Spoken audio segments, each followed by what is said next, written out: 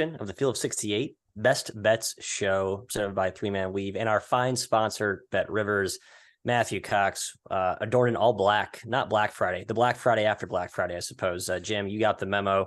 Kai did not. You looked the most jovial of us three this morning, Jim, with the new background as he dog sits at a nearby undisclosed location. Going to Mr. McKeon first. Just opening thoughts, how you feeling, what you learned last night, anything you want to get off your chest, personal corner as well. Happy to hear it. Well, heck, Matt, happy Friday to you. It's Friday. Yeah, feeling good. Tomorrow there's 93 line games, so excited to dive into those. Yeah, real excited. Takeaways yesterday, UConn continues to be amazing. No Portland hangover for them. Just dominate Oklahoma State. Sonogo had a pretty funny quote. It was like, they thought they had a chance. They didn't. They did not. I love to hear that. UConn is a juggernaut. Everyone's aware. And how about Creighton too? Kudos to them for keeping that game close with Texas, despite shooting 4 for 27 from three. They were 1 for 22 at one point and still in the game. That showed me a lot from Creighton. So I think the Jays are very much a Final Four contender this year, Jim. Yeah, they sure looked it for a team that shot terribly and hung around at Texas. Rather impressive. Texas offense was decent, I guess. I'll give them half credit, partial credit on that. My takeaways, Matt, are Utes. Oh boy, they took care of business, kind of demolished Arizona. Whether you want to call it Maui hangover or not, that's up to you. Maybe the Utes are just good. I know they lost at home to Sam Houston State. They are. That's okay. Sam Houston State's really good too. They're undefeated, or maybe still undefeated, but they have 2 power conference road wins. It's not like that was a total fluke. So yeah, the Utes, I'm very impressed with them and probably going to be riding with them frequently going forward, although that result is going to start skewing their lines.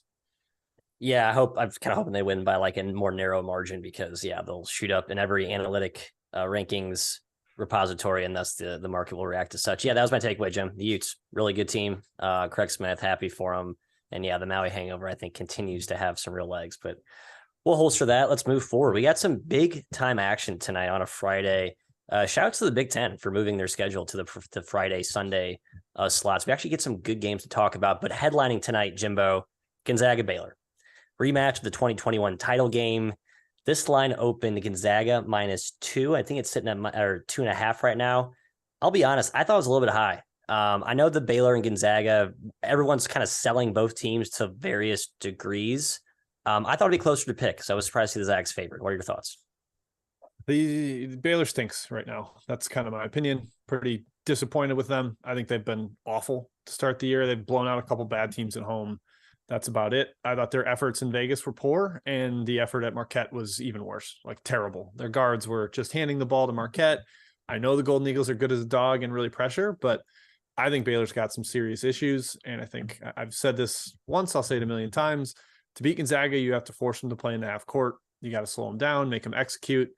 And I don't really think Baylor's going to do that. I think they're going to run with them. They're going to want transition threes. And I don't see that boding well for them. So I lean towards the Zags here. I did not bet it because my number is still a little bit favors towards Baylor. I haven't knocked them as much as my eye test says I should, but I'm not confident in my Baylor rating, so I'm staying away. Yeah, neither team nearly as dominant, right, in years past, and that's been apparent this season. But I think Baylor might be a little undervalued actually right now. That loss to Marquette, a very tough home court, a very tough underdog. Dropped them 8 spots in KenPom from 8 to 16. That's pretty big. That's certainly going to affect their analytical standpoint. Now, I've seen Gonzaga live. I think Gonzaga is really good. I think Gonzaga is also a little bit underrated. This game in the Palestra will probably, the Pentagon will probably mostly Zags fans. I doubt Baylor travels nearly as well as the Zags tonight, but I think Baylor can hang. It's the 2 best offenses in the country. Both teams have struggled defensively. Matt, the over is kind of the obvious play here. It's a huge total, over 160 right now. It's been bet down. Does that surprise you? 164 is what it opens down to 161. It does surprise me a little bit. They opened it so high, though. I mean, yeah, I know. It was like a little too high. Yeah, but I can't see how this isn't super efficient. I don't think Baylor can stop Timmy, but I think Baylor has the edge still on guard play. And hey, Scott Drew, I trust the guy. I think he'll scheme up something here. I mean, they did handle Gonzaga in the championship. That was a couple of years ago, but I think plus 2.5 is worth a Baylor lean for me. Yeah, the only angle I'll add is you mentioned, you alluded to it, just the rematch factor from 2 years ago. Like, it's maybe cliche, but the fact that Drew Timme and Antoine Watson and Mark Few, like, I think that bothered that team. Like, they were that close, and then to get stomped, I think there's a little bit of revenge in the minds of the Zags, and they're definitely going to walk into a pretty feeble opponent relative to what we thought Baylor would be. So I have no appetite to get in the way of what could be another Baylor stinker, feels like tonight. Let's get some some conference play. We got 2 next up on the rundown here. Illinois, Maryland. Kai, we're going to you first. Maryland, awesome. Illinois, awesome.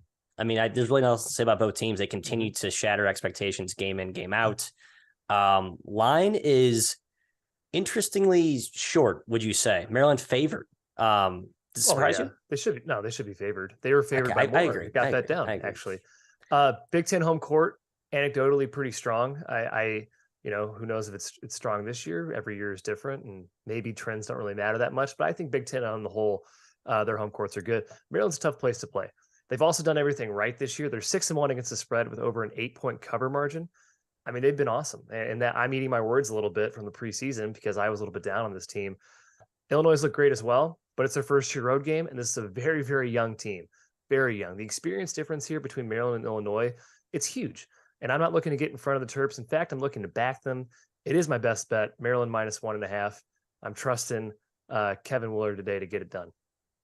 I think they barely trailed in any game this year, Kai. So you're probably not sure they have at least boarding a train that's been unstoppable so far. Illinois, they are young because they play a ton of freshmen, but they have some experience with them.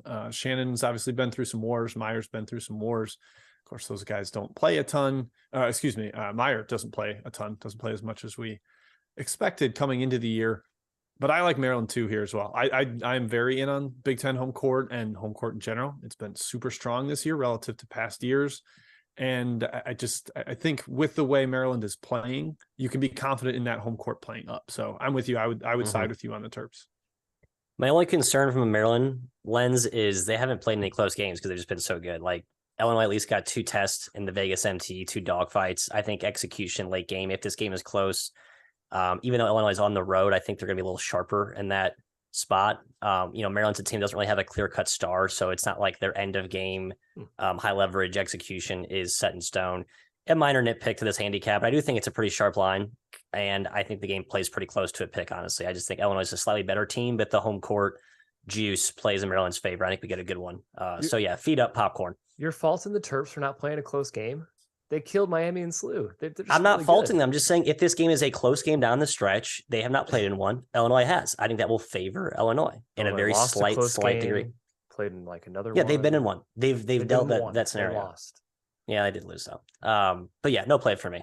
Put your gloves down. Put your mitts down. I'm not fighting with you this morning. It's too early. Number 4 on the outline, going to Jimbo because I'm mad at Kai right now. Clemson hosting Wake Forest. Conference game. I'll give Kai some credit here, unfortunately. He did find a very good stat, Jimbo, talking about Brad Brownell's dominance over Wake Forest historically. Mm-hmm. Does that mean anything at all to you in this context? One matchup matters to me. That's last year when Clemson, it was Steve Forbes with a decent team and Clemson still won. I don't care about the Danny Manning years. I think everybody owns Danny Manning. And then the year before was Steve Forbes, like kind of trying to figure it out, had a complete bare bones roster. I think everybody picked them like 14th or 15th in the ACC that year. This team's a lot tougher. I've been really impressed with them. The road win at Wisconsin, my boy Cam Hildreth, the redhead British man, has made some huge plays for them. He's a really physical defender. He will take guards driving to his chest and swipe down and get some steals. I don't know if Clemson is fully formed. Like the game they played against Penn State was so back and forth. They kind of choked it away late. I don't know. I trust Forbes a little more. I get that Brownell's had a great record against Wake, but like I said, I only buy last year's meeting as having a lot of meaning to it, and that's a pretty small sample size. So I'm going with Wake here. Tyree Appleby's given them the newfound Alondas Williams treatment, like not quite triple double, but his numbers are like eye popping. Yeah. So I'm leaning towards Wake here, especially if you can get a 3.5, the extra, the full possession, but not strong enough to bet it here. Not my best bet today, Kai. Yeah, Wake's off that huge Wisconsin game, so everyone probably thinking let down here. Clemson, though, is getting healthier as well. PJ Hall, right, looked pretty good in that overtime against Penn State.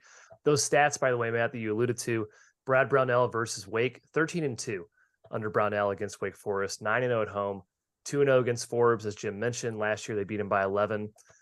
Is there something to that? Probably not a whole lot given the change in coaches at Wake and how that program's been during that span, but it might be something, might be a little more confidence factor in Brownell. Who knows? I do lean Clemson here. It's a really tough home floor. I do want to shout out Appleby, though, for Wake Forest. He's been immense this season. A really, really good player thus far. You mentioned the letdown spot. You could argue Clemson, same boat off the double OT win, and that game was on Tuesday. I do worry about PJ Hall. He kind of alluded to in the post-game presser, like, he's as good as he's felt so far this year, but after playing, how many minutes did he play in that double OT game? Like, I got to think he's a little bit sore, short turnaround, a guy who's been like chronically injured his whole career. So, and he's critical for that team, like almost as important defensively as he is on offense. And he's a unicorn on offense. So something to watch. Another ACC showdown as we continue through the rundown. Kai, going to you, the Wolfpack will be hosting, can I say my Pitt Panthers after I've backed them twice this year and covered, but okay, I won't, because I don't need to join the Pitt Panther bandwagon. Do you want that moniker? No, but it was a fun ride, Jim, here in Chicago when they put Northwestern in the Hurt Locker. So, and that's even putting it lightly, not even close. Obviously, when you make 14 of 22 from the land of plenty, you're going to beat a lot of good teams. But Kai, I got a sneaky little hunch that this Pitt team's a little bit underrated right now. Yeah, they're clearly not as bad as they seemed early on. The early games where they had some guys in and out of the lineup. We were ready to not trust Jeff Capel at all. I still do not. But they are 4-3 against the spread. There's obvious talent on this roster. We always said this roster was talented. I think I even have in my notes from the preseason, if it was a different coach, I would rank them a lot higher. Same with Georgetown, really. But NC State's been excellent, man. I'm not really looking to fade this team currently. They're 5-2 against the spread. They're scoring at a really high level, playing up tempo. Morcell has turned into a real asset for them. And him plus Joyner plus Terquavian Smith, that's one of the best backcourts in the country right now. And it's nice to finally have an NC State team back on the upswing after we were such big fans of Kevin Keatts at Wilmington. He's kind of struggled so far. So I don't know. Spread's a little high for me to endorse NC State, Jim, but I'm wary of fading them currently. Yeah, my number's a lot closer to saying bet Pitt, but I'm not going to do that. And my gut says NC State. Their backcourt is lethal. Like you said, Joyner's, I think he was the MVP of that tournament, or I guess their MVP of the tournament down in Atlantis. And we caught them on the one like really egg they laid, Kai, when we backed them against Elon. It's a bummer. Right, exactly. But they hung around with Kansas. They beat Dayton. I mean, they kind of rolled Dayton. They rolled Butler. I've been really, really impressed with them. And it's the kind of team you want to back as a favorite, because there's going to be a decent amount of possessions. They'll get up and down a little bit. Pitt's been trying to slow teams down, but they're coming off that Northwestern game. I don't really like Northwestern's guards, and now they're having to step up big in guard competition. I think NC State will be able to control the tempo a little bit more here, and I see a little bit of a letdown effort from Pitt. I'm selling high off that outing, Matthew.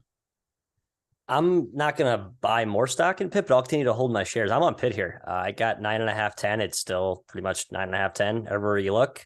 NC State's been awesome. I've watched them play a few times. Everything you guys said is valid.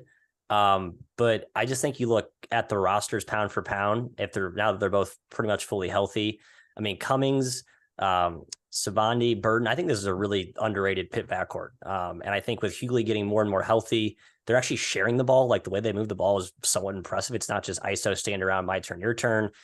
And with Big John in the middle, sort of healthy now, he at least draws attention, kickouts for threes. I just like a lot working in the Panthers' favor. So famous last words as I confidently back Jeff Capel and the Panthers, but that's where I am tonight. One note on that, Matt, the Pitt fan forum is pretty funny. They are ragging on Hughley the entire year. They talking about how bad he is. His effort's a little bit hit or miss. I will admit that, but just him being out there helps. Like he had a goose egg last game against Northwestern, but when he's in the game, you have to account for him, and I think he makes everything. I thought it was funny. I love fans.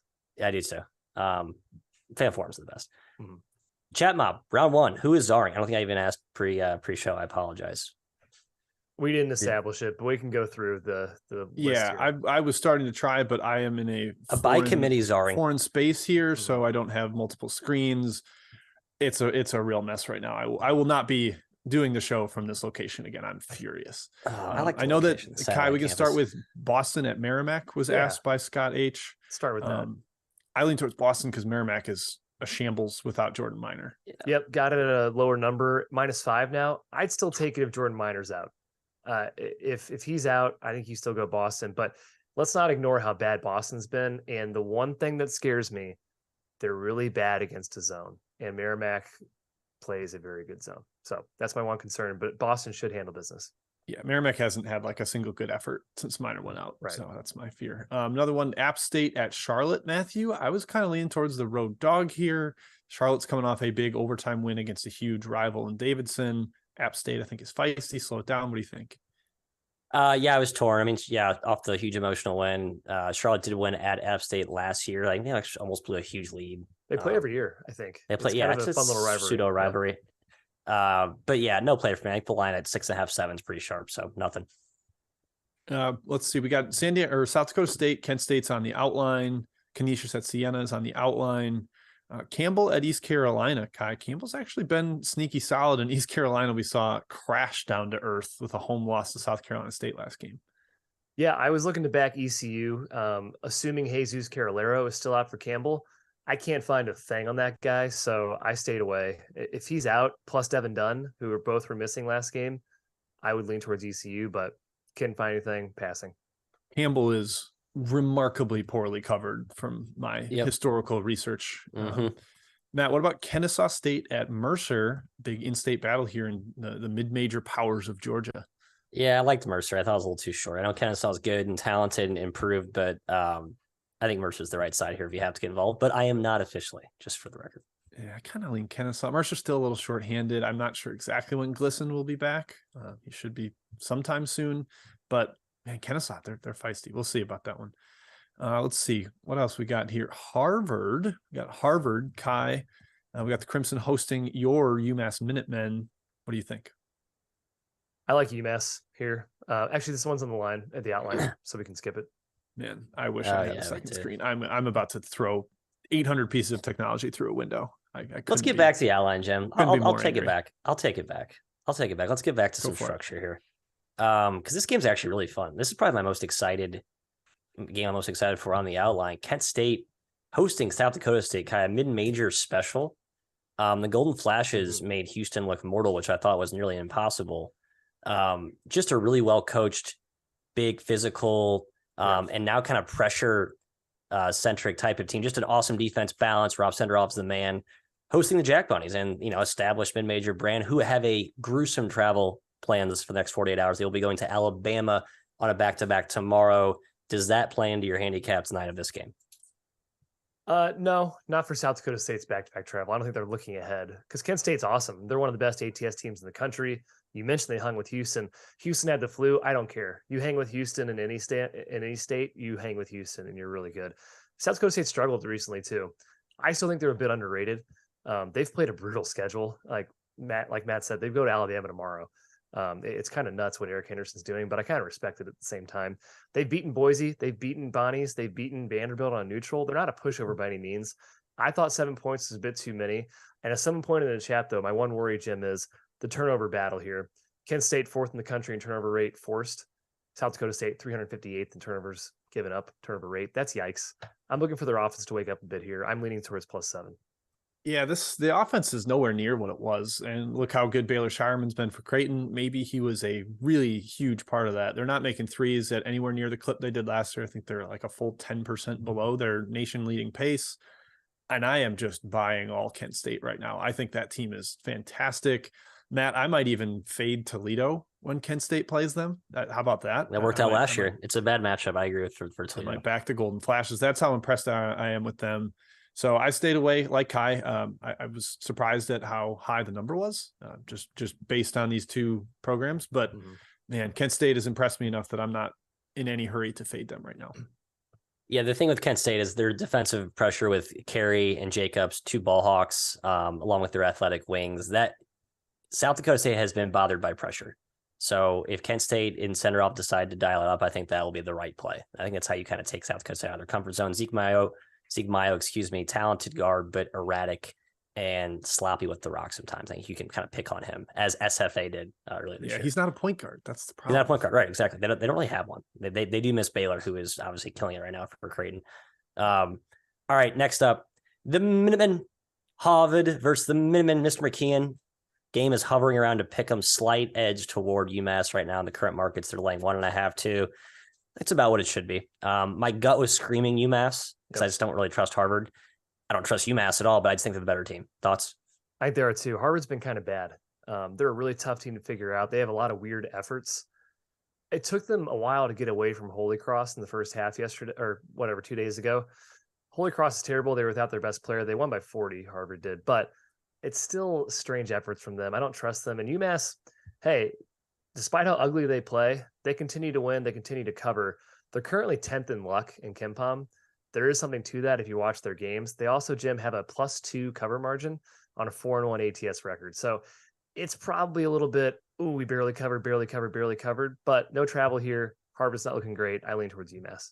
Yeah, they've been really good in close games. I think that's a part of it. They've had a couple big shots. Your boy Noah Fernandez at the Myrtle Beach Invitational hit a big one for you. So I've been impressed with UMass results. Eye test, like we said, a little bit more frustrating, but Harvard is results frustrating and eye test frustrating. Like I don't get excited when I watch them. I watched them at Fordham, was backing them there, and they do some dumb things, man. Unsurprisingly, Matt, it's that Coach K coaching tree.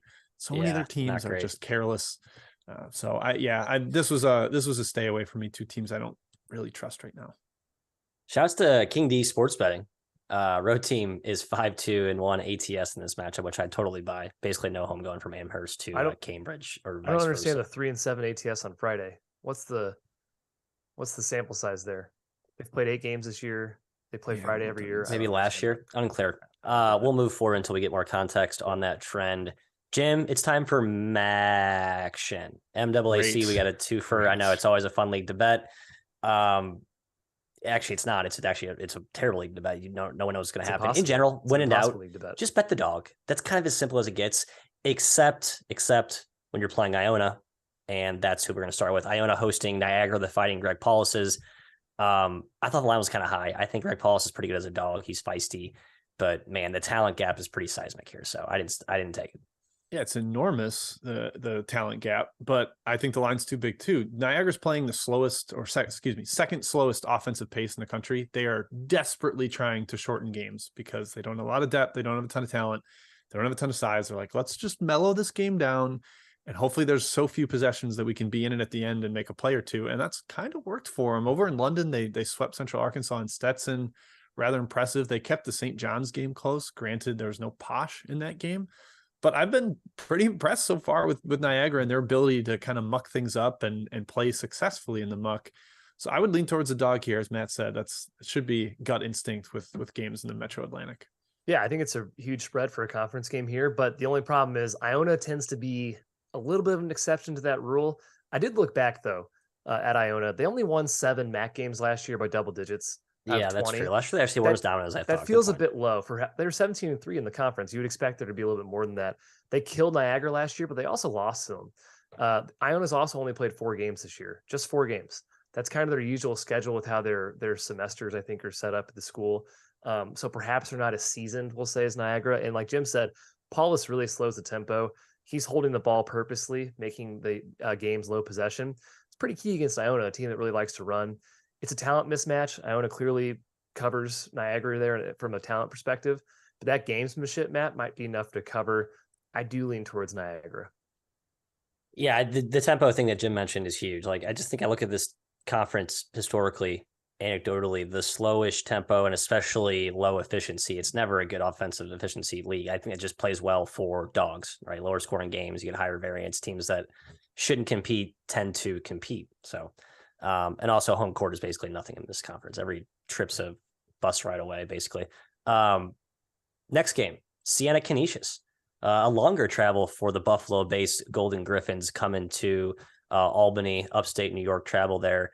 Jim, the Saints have been good this year. I kind of kicked myself for not running back the When the Saints Go Marching In campaign that I was the chief of last year. They've been pretty damn good. The Golden Griffins have not.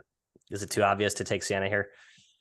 Maybe the number's been bet up a little bit, I believe. Been down, actually kind of. It's been bet down. Wow. Yeah, surprising. Yeah, that's not what I was down to 7. I like the under, big time under matchup between these two. It's been like, I think 7 of the last 10 matchups have gone under. And I would think maybe Siena is less motivated to run, coming back from their pretty impressive performance down in Orlando. Mm-hmm. Now they're starting league play. I know Matt has some solid data that sometimes the first league game in December is actually conducive to the over. But I was leaning towards the under with this one. I would just think Siena's slow tempo offensively. Canisius is more execution based on that end.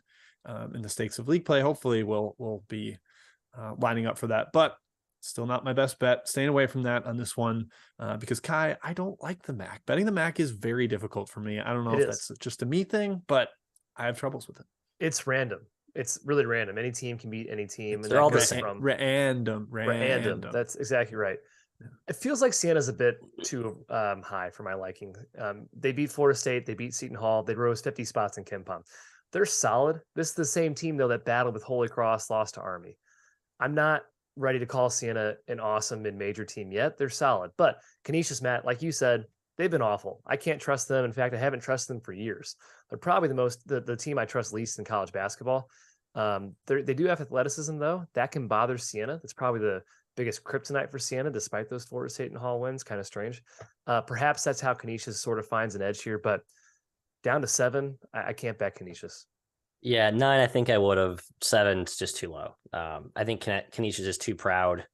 The program, I think Witherspoon is solid. His team hasn't been ravaged by injuries as much as it was in prior years, which really doomed their like the COVID crippled them, and then they had a ton of like Malik Green was really banged up, so they've had some bad luck go against them.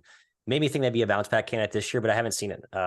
My guy Hako Taco Fritz is still coming back from an injury, so his minute count is annoyingly low, but I love him when he's at his best. All that is to say, no play, and it's time for Chat Mob round 2. Jimbo, lead us. Got you for it. Yep. From Harry R, we got a twofer. I'll go to Matt first here. Charleston Southern at South Florida. And South Florida is a favorite.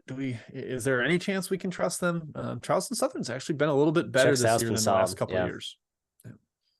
No, we can't though, Jim. We cannot trust South Florida under any circumstances. All right, absolutely not. That was a favorite. Kai, Eastern Kentucky at James Madison, also from Harry. I read that James Madison had a little bit of a flu, and that might have contributed to the poor Valpo effort that frustrated the heck out of us. They should get a debut from Tyree Iheanacho, the former Summit Freshman of the Year at North Dakota. Adds a little more playmaking juice. I kind of like James Madison here. I took it small. It's going to be a really high possession game. Eastern Kentucky likes to run. So am I crazy, or are we just off the JMU bandwagon after that last game? I'm not off the bandwagon. I hate flu season. There's so many unexpected guys out. It makes betting very frustrating. No, I'm still on it. I think EKU is in trouble if they try to run, and they're going to. I think they've played slower opponents because it's kind of kept their tempo down a little bit.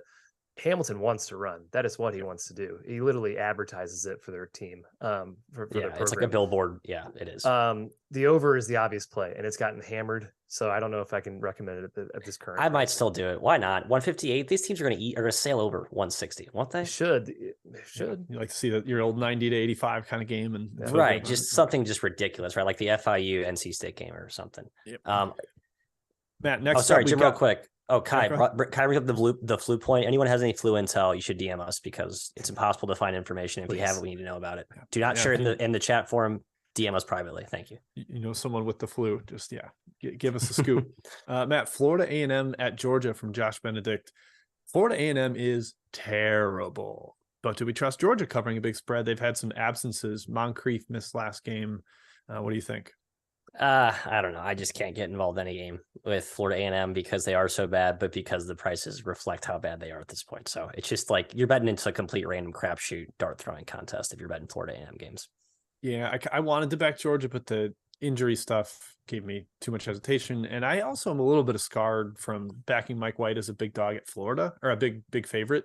He just never really it had some tendencies to not quite blow teams out. Mm-hmm. Kai, I hope you're not too bitter about one of these teams, but from Georgia Low, Towson is headed to LIU. Man, I think LIU is awful. They're down to like 7 scholarship players. St. John's just played with their food a little bit down the stretch. I don't think Towson will. I think Towson smashes them.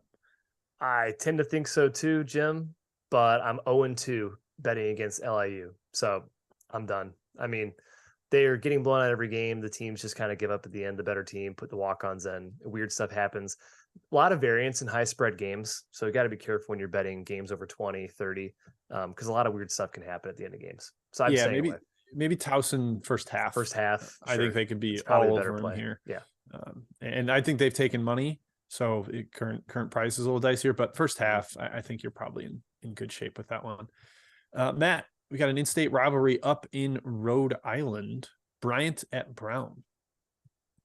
Bryant by a lot of points. I think they smack him. I really do. I know Brown's been fine, I guess. A couple injury concerns. I just think they don't match up well with Bryant. I think you need to play like a true Ivy type of, more mix and match defenses, more, I think, complexity to really thwart Bryant. And Brown's more of a non-Ivy type of Ivy team.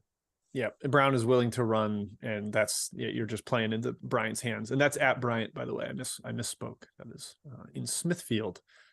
Hey, I'll be there. I'll be in Smithfield in 24 hours. How about that, guys? Is that at Bryant? I thought it was at Brown. Actually, I'll be just outside Smithfield. Per Mr. Ken Pomeroy, it is. It's 20 minutes away. Bryant. Okay. I had 20 that, minutes away. Not big trouble. I had that reversed. How about there that? Go. We're all learning on the show here. That's good. We're people helping people. Another question in the chat was Colgate at Auburn. And you know what? I'm just going to expose myself in a legal way here and give my best bet. Auburn -13. They are a rockin' home team. And I think Colgate, as good and as well coached as they are, they really struggle with athleticism. Auburn's going to wear you down with pressure over the course of the game. Maybe this isn't a home run right away. But I think by the end of the second half, by midway through the second half, we start to see the fork happen. We start to see the athleticism where I think back to that Colgate game in the NCAA tournament against Arkansas as a neutral floor against an SEC team that they just ran out of steam completely. I think on the road in the jungle, we see that effect amplified. So Auburn -13 is my best bet. Let's see. Anything else in the chat that I missed? We've hit App State Charlotte. We've hit Campbell, ECU. Idaho, Northern Illinois. Let's get a main board take. God. I know, right? What a dumb. Who called who to schedule this game? Let's go to Idaho. I think Let's go Idaho's in a great spot Western here. Chicago. Yeah, I agree. Northern Illinois just played Eastern Illinois 48 hours ago, had a big win. Now they have to go to Idaho, and then they're off for 10 days for finals. That's a really weird schedule spot. I could see them kind of thrown in the towel. But Idaho's got injuries. Kai, you noted Mr. Frank might not be playing. Yep, he's out probably. So that's dampens my enthusiasm for it, but I do love the spot for Idaho. All right. I believe that is it for the chat. Pat Taylor says he desperately needs an under. Pat, I am ice cold on totals. You don't want an under from me. So I'm just going to. It's not a good time to bet unders right now. It's not an unders. Yeah. Not an under market right now. Last 3 days, three of the most efficient 4 days of the season. It's skyrocketing. So unders are really tough to find. It must be that post-Thanksgiving no defense hangover, potentially. Hey, it's time for best bets, and we haven't talked about mine, so I'm going to lead us off here. It's a pretty simple fade of large home favorite LSU. Taking UT Arlington, the Mavs making the not-so-far trip there over to the Bayou. LSU, look at what they've done at home as like substantial home favorites. Their only game they've looked dominant was against Illinois State. Illinois State is one of the 5 worst ATS teams, cover margin outright in the country so far. Probably should have lost to Wofford. Played with what UMKC closed, played with their food against, who was their first game? I'm already blanking. They're not a good large favorite. This team's not that talented. Way too many points. Take UTA. UMKC. That's right. Yeah, take UTA. Plus 19. What's that right now? Yeah, 19. 19? Yeah. Boom. Kai. Yeah, I like your lean there, Matt. That spread has not moved an inch. I'm curious. I don't get that. Yeah, I don't understand. People like LSU in this. The one game they covered as a big favorite was against New Orleans. I was on New Orleans. Oh yeah, they actually have 2. And New Orleans sucks too. Yeah, they've gotten lucky with those teams. They're not good. Arlington's offense is one of the worst in the country. It's not good either. I'm a little bit worried about that. Like they score like 36 points in this game, but good luck, Matthew. Thank you. Maryland -1.5 was my best bet. Big Ten home. Terps are legit. Illinois young. First road game. That's the gist. Jim. There you go. Yep. Mine was Auburn -13. Big athleticism edge over Colgate. I think that wears them down over the course of the game. Bruce Pearl's teams have been remarkable. ATS at home last year was an outlier awesome, but it's been a pretty consistent trend for them in the jungle. I think that environment feeds Wendell Green and Katie Johnson quite a bit. So I will take the Tigers at home against a very competent Colgate squad. Love it. Well, that wraps it up. Boys and girls, thank you for tuning in on this Friday special edition. Again, we are off tomorrow. I'm sorry. I'm actually not sorry. I'm excited to watch the US of A. Don't be sorry. And the knockout stages, baby. So make sure you take the time you had already set aside to watch this program. put on some red, blue, and white and be patriotic for a day. Yeah, get your bets in see, by 9 a.m. Eastern and Bright get and early. watching the game at 10 a.m. Eastern. But don't hit the overnights, please. Don't do that. Help us out. Don't hit the overnights. That's not nice. We'll see you guys Monday. I believe we're back Monday at the usual time. We'll get back into a nice little regularly scheduled cadence for next week. Until then,